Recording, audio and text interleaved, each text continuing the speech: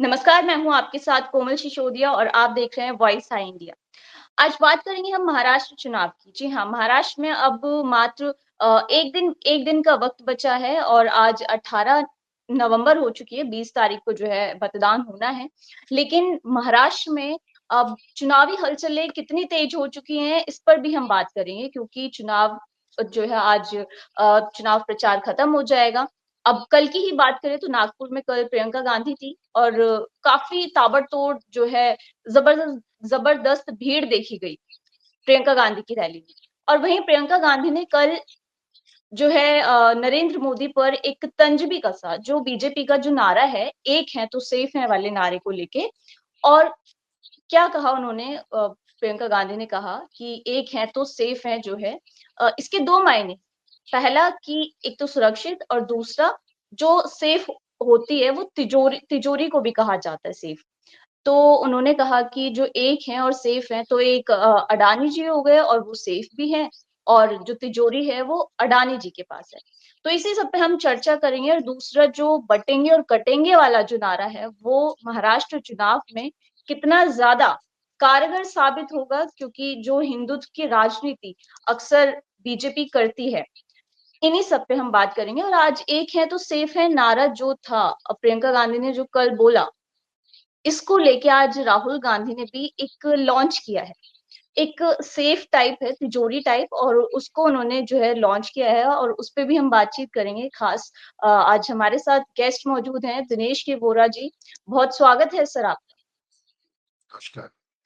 जी। Sir क्या कहना चाहेंगे आप महाराष्ट्र चुनाव में जो सरगर्मियाँ हैं और जिस तरह से प्रियंका गांधी ने भी कल एक हैं और सेफ हैं नारे को लेके मोदी जी को जो है तगड़ा तंज कसा है और आज राहुल गांधी ने भी एक तिजोरी जो एक सेफ है उसको उन्होंने लॉन्च किया है। जो बीजेपी का जो नारा है मोदी जी के नारे के साथ। क्या कहेंगे आप इन सब पे? जी, आप सभी को मेरा नमस्कार और धन्यवाद आपके आमंत्रण के लिए। महाराष्ट्र का चुनाव हमेशा से एक बहुत दिलचस्प चुनाव रहा है। लोकसभा को देखें तो तब भी यहाँ पर जो ऑलमोस्ट 30 सीट्स जो थीं, वो सारी की सारी महाविकास आघाड़ी को गई थी और महायुति को काफ़ी नुकसान सहना पड़ा था। जी। उनके साथ में सिर्फ 17 सीटें आई थी और एक विशाल पाटिल सांगली से इंडिपेंडेंट जो कांग्रेस समर्थक थे वो जीत कर आए थे। और काफी बड़ी संख्या में जो लीड्स थी वो भी एमवीए के पक्ष में थी, करीब करीब 175 176 थी।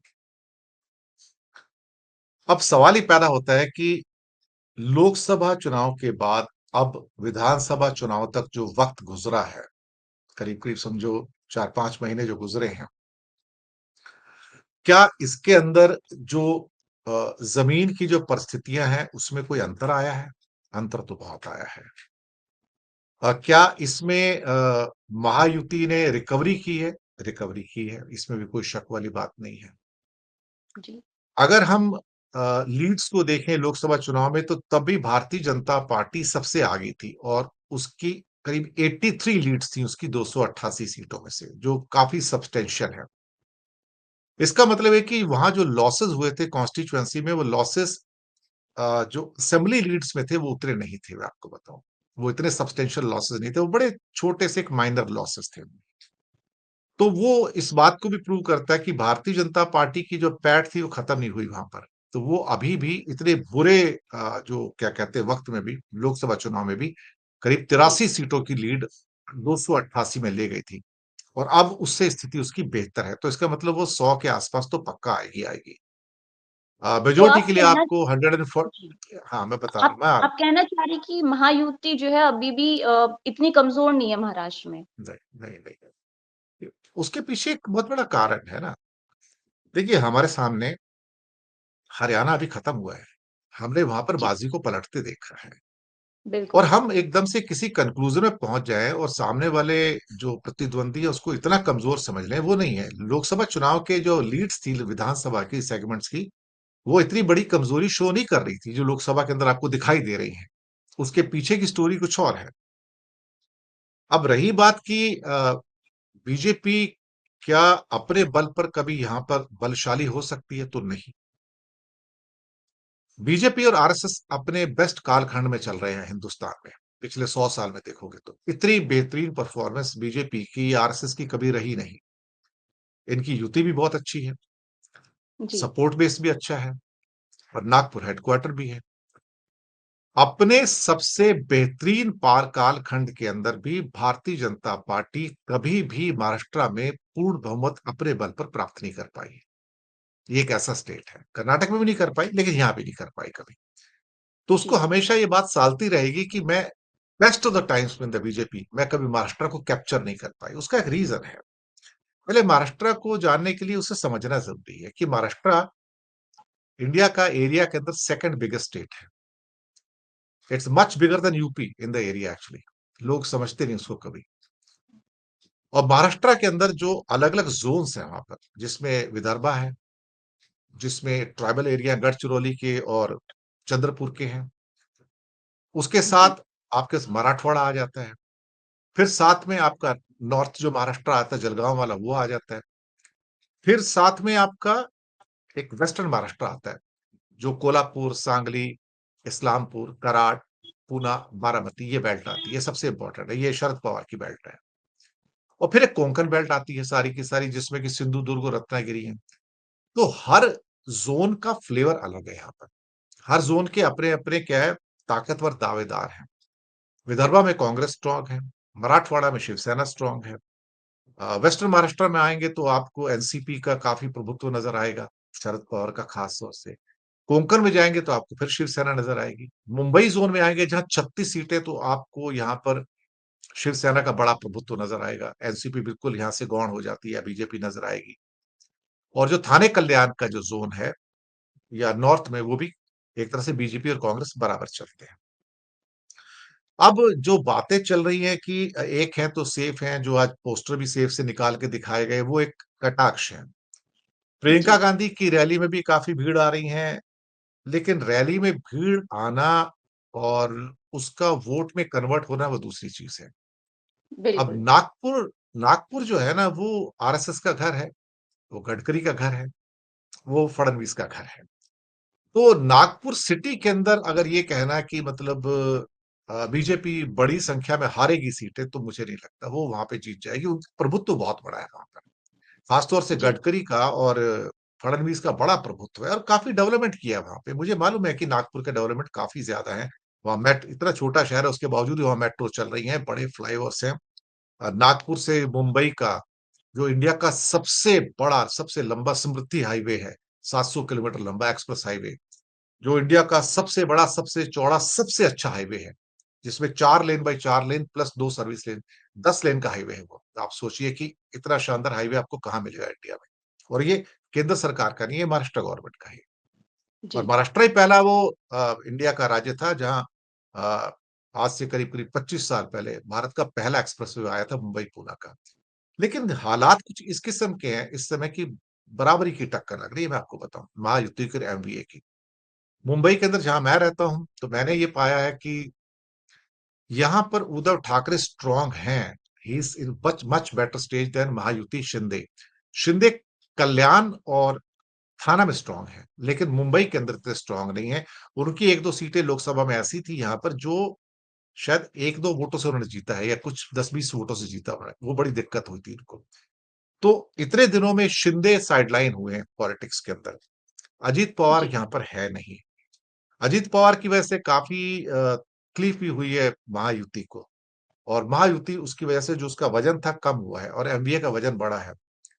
एक ही एडवांटेज है, हरियाणा और महाराष्ट्र में एक एक फर्क है कि जो वहां पर कांग्रेस रीड नहीं कर पाई थी, यहाँ पर इनके पास एक शरद पवार है, जो रीड भी कर सकता है, टैकल भी कर सकता है, बीट भी कर सकता है, स्ट्रेटेजाइज भी कर सकता है। जी। जी कहिए। सर मैं आपसे आपने अभी अजीत पवार का जो है ज़िक्र किया, मैं इधर एक सवाल करना चाहूँगी क्योंकि अजीत पवार ने हाल ही में जो है एक बड़ा खुलासा भी किया था अपनी ही पार्टी को लेके क्योंकि अब वो गठबंधन में आ चुके हैं, तो उन्होंने क्योंकि जब ये महायुति जब शिवसेना की जो सरकार है, जब उसको तोड़ने की जो मीटिंग एक हुई थी, उसमें उसका बड़ा खुलासा किया है कि उस मीटिंग में अडानी भी जो है मौजूद थे, प्रफुल्ल पटेल और अमित शाह, मोदी।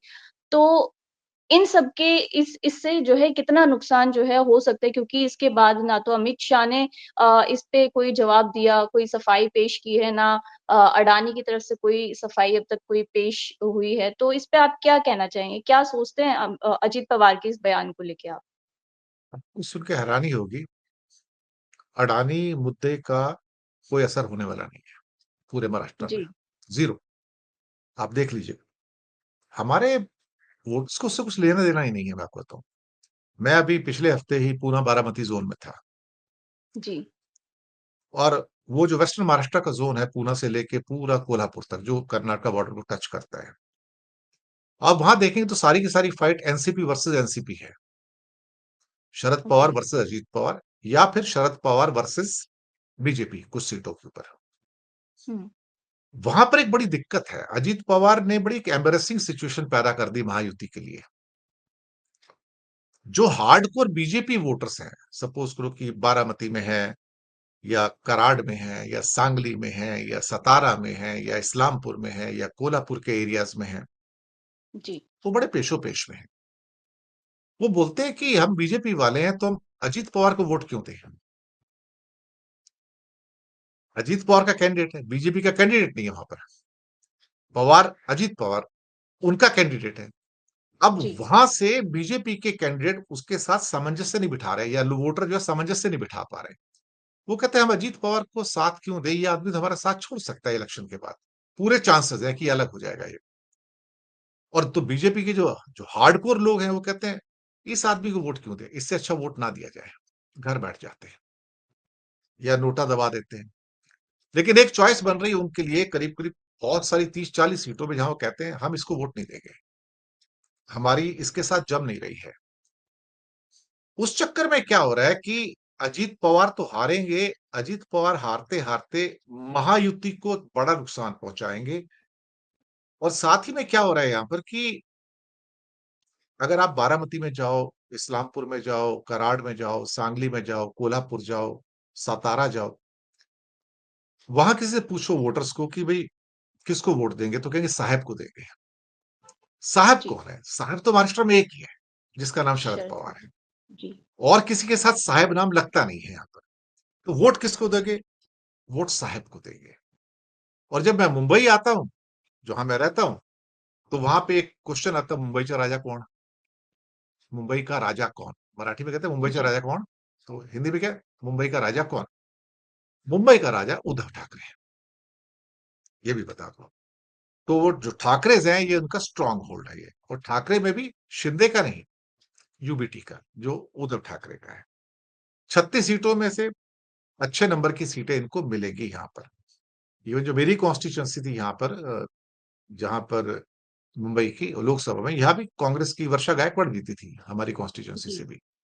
तो वो उनकी बड़ी विक्ट्री थी यहाँ पर, और बीजेपी वाला काफ़ी बड़े अंतर से वहाँ से हारा था।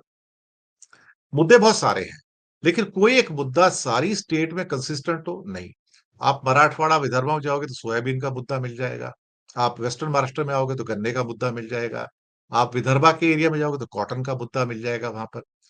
लेकिन कोई एक ऐसा मुद्दा जो इकोनॉमिक मुद्दा है, वो कैप्चर नहीं हो रहा। अब उसको रिप्लेस करने की कोशिश की जा रही है, कटेंगे-बटेंगे ये सब करके। लेकिन जी, मुसीबत ये है कि महाराष्ट्र का जो एक डायनामिक्स है पॉपुलेशन का, वो कट्टर हिंदुत्व का नहीं है।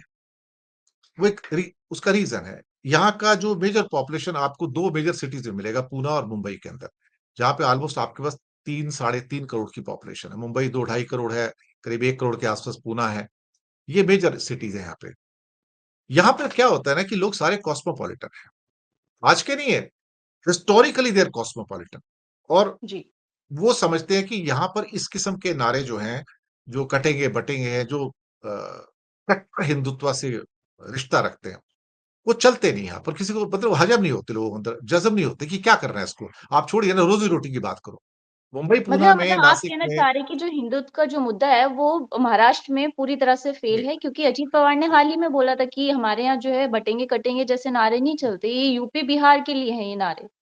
और उन्होंने साफ-साफ योगी आदित्यनाथ के लिए खुद ये कहा था कि बाहर से कोई भी व्यक्ति आता है, तो वो इस तरह के नारे देता है, वो नारे यहाँ नहीं चलेंगे।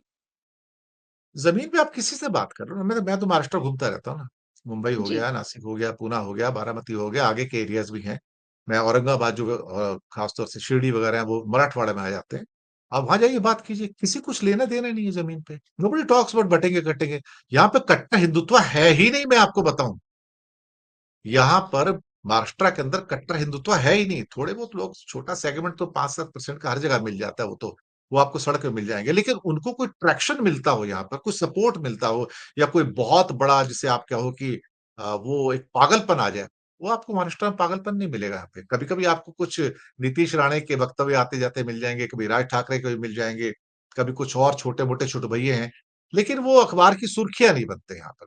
क्योंकि यहाँ की जो महाराष्ट्र की जो जनता है ना, महाराष्ट्र एक ऐसा राज्य है ना कोमल, जो अ, हिंदुस्तान को 2 भागों में बाँट देता है। उसके नॉर्थ में नॉर्थ इंडिया है और उसके साउथ में साउथ इंडिया है। तो ये बीच का एक डिवीज़न है इंडिया का, एक्चुअली देखा जाए तो। यहाँ पर साउथ का बहुत प्रभुत्व है, मैं आपको बताऊँ। महाराष्ट्र के अंदर साउथ का बहुत प्रभुत्व है और यहाँ इसकी अपना जो कल्चरल है, एक डोमेन जो है, जो मराठा डोमेन है इसका, जो मराठी एम्पायर है उसका जो सारा का सारा, उसकी अपना अस्तित्व है, उसकी अस्मिता है, उसका अपना एक प्राइड है, अपना एक गर्व है। तो वो अपने आप को नॉर्थ इंडिया से नहीं जोड़ते, वो साउथ से भी पूरे नहीं जोड़ते, वो अपने मराठा प्राइड में चलते हैं। यही एक रीज़न है कि भारतीय जनता पार्टी कभी यहाँ फुल मेजॉरिटी नहीं ले पाई और एक पॉसिबिलिटी है कि मैं कह तो नहीं सकता पक्के से कि महाविकास आघाड़ी एक छोटी मेजॉरिटी के साथ सरकार बना जाए यहाँ पर। जी। Despite the BJP doing well, Ajit Pawar is likely to do pretty bad here, and Shinde will be doing uh, not to that level as they had actually they're thinking. और 288 सीटों की लीड में, जहां तक मुझे याद है, शिंदे की शिवसेना की लीड सिर्फ 36 सीटों पर थी लोकसभा में। ओनली 36 सीट थी। और जो उद्धव ठाकरे की जो लीड थी, करीब 55-56 53 सीटों पे थी। काफी डेढ़ गुना लीड थी उससे। और इस बार शिंदे को क्योंकि दरकिनार किया है, खासतौर से फडणवीस ने भी और अमित शाह ने भी, और लोगों को ये भी शायद पता लगना शुरू हो गया है कि शिवसेना कई लोगों को शिंदे इस बार मुख्यमंत्री नहीं बनेगा। तो वो जो एक जी। सपोर्ट बेस है वो और खिसक सकता है। तो ये मुख्यमंत्री जो जमी शिंदे ने भी जो है अभी हाल ही में इस तरह का कुछ बयान भी दिया है एक इंटरव्यू में कि मैं जो है मुख्यमंत्री नहीं देखता अपने आप को अगली सरकार में। कुछ इस तरह का भी उनका अभी बयान था हाल ही में। उनका एक समिट में बयान आया है कि जी, वो एक्चुअली क्लियर है। इस बार अगर सपोज करो महायुति आती तो मुख्यमंत्री तो बीजेपी का ही होगा। ये तो लिख कर रख लीजिए आप। वो 90 सीटें लेने के बाद या 100 सीटें लेने के बाद आपको सत्ता नहीं सौंपेंगे इस बार, मैं आपको बता दूं। वो सत्ता नहीं सौंपने वाले शिंदे को। शिंदे भले ही जितने मर्जी खाब ले ले। और जी। 36 सीटों वाला आदमी 288 सीटों वाले सदन में मुख्यमंत्री दोबारा बनकर आए, इस बात की संभावनाएं समाप्त हो चुकी हैं। जी। सर अगर एक बार को मान लिया जाए कि अगर महायुति की सरकार महाराष्ट्र में बन रही है, तो फिर महायुति की तरफ से मुख्यमंत्री कौन होगा? क्या फडणवीस वो चेहरा हो सकते हैं? अब ये तो डिपेंड करता है। देखिए, बहुत सारे कॉम्बिनेशंस हैं, कॉम्प्लेक्सिटीज हैं वहां पर। जी, दूसरी बात क्या है कि नरेंद्र मोदी और अमित शाह सरप्राइज देने के लिए काफी फेमस है, तो किसी एक थर्ड चेहरे को भी चुनकर ला सकते हैं, उनका कोई भरोसा नहीं है। जी। और काफ़ी भजन लाल समय से जैसे वैसे भी पर्चियों में मुख्यमंत्रियों के नाम जो है वो निकल के हाँ, आते हैं। वो कुछ भी कर सकते हैं, लेकिन महाराष्ट्र के अंदर मुख्यमंत्री बनाना और मध्य प्रदेश, राजस्थान में मुख्यमंत्री बनाने में फर्क है। उसका रीजन है जी, कि आरएसएस का घर है ये, नागपुर है। साथ में गडकरी भी स्ट्रांग है अल्टीमेटली, वो कोई ऐसे कोई मरे-गिरे नेता तो है नहीं वो। नहीं, तो नहीं, उनकी बिल्कुल। सलाह के बिना तो बात नहीं होगी ना, और फिर आपको भागवत से ही पूछना पड़ेगा ना, भई यहाँ का मुख्यमंत्री किसको बनाएँ? हिंदुस्तान का एटीएम है महाराष्ट्र, सारा पैसा यहाँ जी, से निकलता है। तो इस एटीएम को कैसे गँवाएँगे फिर? तो आपको और फडणवीस से जो उम्मीदें थी कि वो एक मर्क्यूरियल लीडरशिप के रूप में उभरेंगे और बीजेपी को गैल्वेनाइज़ कर देंगे, महाराष्ट्र में पूरा का पूरा एक स्वीपिंग उनका एक स्टेटमेंट आ जाएगा, लेकिन ऐसा कुछ हुआ नहीं ना वहाँ पर। यहाँ पर कुछ हुआ नहीं। तो दरअसल फडणवीस का जो कद था, वो उतना बढ़ नहीं पाया जितना लोग सोच रहे थे। फिर एक और यहाँ चक्कर है ना, फडणवीस विदर्भ का ब्राह्मण चेहरा है। यहाँ मराठा चेहरा चाहिए आपको। मराठा एम्पायर है ये। तो एक मराठी व्यक्ति चाहिए। वो मराठी व्यक्ति जो सबको साथ लेके चले। यहाँ पे वो मुख्यमंत्री हमेशा फेमस रहे हैं, जो लोगों को साथ लेके चले हैं। जो वसंत दादा नाइक रहे हों या वसंत दादा पाटिल रहे हों या one of the most popular के अंदर आपके जो रिसेंट मुख्यमंत्री रहे हैं उसमें विलासराव देशमुख रहे हैं। सबको साथ लेके चलते हैं। वो किसी को निराश नहीं करते थे। जैसे वो कर्ण होता था ना महाभारत भारत वाला कि जो दरवाजे पे आए वो खाली हाथ वापस नहीं लौटता था। विलासराव देशमुख ऐसे थे। तो हर आदमी उनसे प्रसन्न रहता था। महाराष्ट्र को एक ऐसा नेता चाहिए जो गडकरी टाइप का हो, जो सबको साथ लेके चले और जो सबके साथ मिल उठ के बात करे। यहाँ की कल्चर भी ऐसी है एक्चुअली। आप उस कल्चर से बाहर जाओगे ना, तो आप कुछ कर नहीं पाओगे। आप शायद उतना वो जो जैसे योगी कामयाब हो गए वहां पर सो कॉल्ड यूपी के अंदर, लेकिन जी, योगी महाराष्ट्र में कामयाब नहीं हो सकते। इसलिए कामयाब नहीं हो सकते कि यहाँ का जो कल्चरल इम्पैक्ट है वो बहुत अलग है और योगी उसपे जेल नहीं करते, उससे फिट नहीं होते। तो हर स्टेट की ना अपनी एक संस्कृति होती है। आप उससे फिट होते या नहीं होते। यूपी में फिट हो जाओगे, वहां पे लोग कम पढ़े लिखे हैं, समाज भी थोड़ा सा उतना सिविलाइज नहीं है जितना महाराष्ट्र है। महाराष्ट्र इज अ ना केवल सेकंड बिगेस्ट स्टेट है एरिया में, बल्कि 12-13 करोड़ की पॉपुलेशन है। इंडस्ट्री में सबसे बड़ा राज्य है भारत का। 16% जीडीपी एक राज्य से जाता है। भारत का एक चौथाई इनकम टैक्स सिर्फ मुंबई सिटी से आता है। तो और कई राज्यों से बड़ा बजट सिर्फ बीएमसी का है, बॉम्बे म्युनिसिपल कॉर्पोरेशन का है। जी। तो एक चीज नहीं है ना, बहुत सारी चीजें हैं यहाँ पर। तो फैक्टर्स बहुत सारे हैं, लेकिन लगता है कि शायद एमवीए को थोड़ा सा एज हो जाएगा और उद्धव ठाकरे बनेंगे। बीजेपी की ओर से कौन बनेगा मैं कह नहीं सकता। बड़ी कंफ्यूजन वाली स्थिति है यहाँ पर। लेकिन हाँ, जी। Sharad Pawar will be the main factor कि वो डिसाइड करेंगे कि कौन आएगा। जी।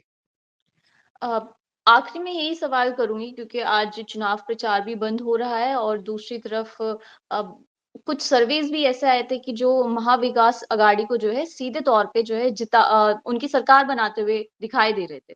तो ये सर्वेज़ आखिर इनको कितना आप देखते हैं कि ये स्टेबल है या फिर क्योंकि सर्वेज़ तो अक्सर बदलते ही रहते हैं। सबके अपने-अपने होते हैं। लेकिन अभी हाल ही में एक सर्वे आया था लोग पोल का। मैं एक्चुअली अब सर्वेस को मानना ही बंद कर दिया है। जी, जितने भी सर्वेज है ना सब मोटिवेटेड है ये। मोटिवेटेड सर्विस के ऊपर क्या यकीन करना। किसी को पैसे दे दिए, घर बैठे बैठे। आप 13 करोड़ की जनता का सर्वे कैसे करोगे? मुझे समझ मेरी तो समझ से ही बाहर है। आप कह दो 40,000 का सैंपल है, 20,000 का सैंपल है, 30,000 का सैंपल है। एयर कंडीशन कमरों में बैठ के आप एग्जिट सर्वे कर लेते हो। नहीं होता भाई, सड़क पे जाना पड़ेगा ना। मैं मुंबई में घूमता रहता हूँ, लोगों से मिलता रहता हूँ, जी। पूना चला जाता हूँ, नासिक चला जाता हूँ। कभी चुनाव है नहीं है तो भी जाता रहता हूँ मैं। तो मैं बातचीत करता रहता हूँ लोगों से भी, क्या आपकी राय क्या है, कैसा चल रहा है, क्या एक्सपेक्टेशन है। तो यहाँ पे लोग हमेशा इकोनॉमी के बारे में ज्यादा बात करते हैं, तो रोजी रोटी के बारे में ज्यादा बात करते हैं। नौकरी मिलेगी नहीं मिलेगी, चीजें महंगी हैं सस्ती हैं, या जो अर्थव्यवस्था है, क्योंकि पूरा महाराष्ट्र अर्थव्यवस्था में चलता है। हमारी रीढ़ की हड्डी है हिंदुस्तान की है। तो यहाँ पे जी, लोग जो है थोड़े से उत्तर प्रदेश बिहार की तरह नहीं सोचते। वो धार्मिक जो एक कहते हैं ना जो डोमेन होता है उस पे नहीं जाते। थोड़ा इकोनॉमी के बारे में ज्यादा सोचते हैं। और वैसे भी फाइनेंशियल कैपिटल ऑफ इंडिया है, तो उसका असर पड़ता है। पूना तो साथ में लगा हुआ है, 100 किलोमीटर की दूरी है। एक्सप्रेस हाईवे है, तो आप 1.5 घंटे में वहां पहुंच जाते हैं। कोई बहुत ज्यादा दूर तो है नहीं। तो इट्स जी। Like a satellite city of Bombay. Sir जी। निर्दलीय उम्मीदवार जो हैं, उनको आप किस तरह से देख रहे हैं इस चुनाव में? आखिर वो कितनी सेंध लगा पाएँगे एमवी और महायुति में? ये इंपॉर्टेंट क्वेश्चन है। यहाँ पे कम से कम 10 बी टीम है। जी, स्टार्ट कर लो प्रकाश अम्बेडकर से। एक स्वराज पार्टी भी छोटी सी है। बच्चू काड़ू की पार्टी है। शेतकारी संगठन है। एआईएमआईएम है। राज ठाकरे है। और शायद एक प्रकाश अम्बेडकर मैंने नाम लिया होगा इसका। और इसके जी, अलावा 2-3 और छोटी छोटी पार्टियां, ये सारी बी टीमें हैं। कोई किसी की बी टीम है, कोई किसी की बी टीम है। तो कौन कितना नुकसान कर जाएगा ये देखना बाकी है। इवन महाविकास आघाड़ी को लोकसभा में 4 सीटों का नुकसान हुआ, मैं आपको बताऊं। ये इन छोटी मोटे भैयों के चक्कर में सारा का सारा वो है। और कब से मेरे ख्याल से मेरे साथ 10 से 12 बी टीमें हैं यहाँ पर, एक नहीं है। वो 10 से 12 बी टीमें विदर्भा में भी असर करेंगी, नॉर्थ जी, महाराष्ट्र में भी असर करेंगी, आपकी वेस्टर्न महाराष्ट्र में भी, कोंकण में भी, अ, मराठवाड़ा के अंदर भी, और मुंबई पालघर रीजन जो है उसके अंदर भी करेंगी। लेकिन अब ये देखना बाकी, मैं भी कंफ्यूज है इस मामले में कि इसका नुकसान एमवीए को ज्यादा है या सो कॉल्ड इसे क्या कह सकते हो कि महायुति को ज्यादा है। जी, प्रकाश अम्बेडकर वगैरह, एआईएमआईएम तो महाविकास अघाड़ी को चोट पहुँचाएँगे, ये तो पक्का है। लेकिन राज ठाकरे शायद बीजेपी को नुकसान पहुँच जाए, क्योंकि उसकी भी 200-250 सीटों पे लड़ रहा है वो। भले 100 सीट मिलेंगी, उसको 100 वोट मिलेंगे, 200 वोट मिलेंगे, 500 वोट मिलेंगे, 1000 वोट मिलेंगे, तो नुकसान तो होगा ना। तो जी, राज ठाकरे के वोट जो है बेसिकली बीजेपी के वोट है। लेकिन कुछ लोग कह रहे हैं कि एमवीए को चोट लग सकती है, क्यों? यूबीटी के जो वोट है वो उनको मिल सकते हैं, जो शिवसेना के वोट है, लेकिन शिवसेना भी 2 है। फिर वो तीसरी बिल्कुल। शिवसेना मनसे के रूप में आ जाए तो कम से कम 10 टीमें हैं। मुझे लगता है कि मुझे वेट एंड वॉच करना पड़ेगा इसके ऊपर। लोकसभा के अंदर इतना असर नहीं पड़ा था, लेकिन एमवीए को 3-4 सीटों पे नुकसान हुआ है, इतना है। यहाँ पर क्या होगा, क्योंकि छोटी कॉन्स्टिट्यूएंसी होंगी, तो छोटी कॉन्स्टिट्यूएंसी में कोई 20,000 वोट लेके चला गया, 5,000 वोट लेके चला गया, 3,000 वोट ले गया, 2,000 ले गया, तो भी नुकसान हो जाएगा आपका। जी, ये इसका इम्पैक्ट तो बाद में पता लगेगा, जब डीप एनालिसिस करेंगे, रिजल्ट आएगा तो तब पता लगेगा। अभी कहना मुश्किल है, लेकिन इम्पैक्ट तो होने जा रहा है। कम से कम 10 से 12 बी टीमें हैं यहाँ पर, और कौन किसके वोट कर रहा है, पता नहीं, खुदा ही जाने। जी। बिल्कुल। बहुत-बहुत धन्यवाद सर। लेकिन महाराष्ट्र चुनाव अब जैसा कि नज़दीक ही है और आज चुनाव प्रचार भी बंद हो जाएगा शाम तक। लेकिन देखना होगा कि आखिर महाराष्ट्र में कौन सरकार बनाने जा रहा है। एमवीए मजबूत है या फिर महायुति कहना अभी मुश्किल होगा। लेकिन फिलहाल हम इंतज़ार करेंगे नतीजों का। बहुत-बहुत धन्यवाद सर।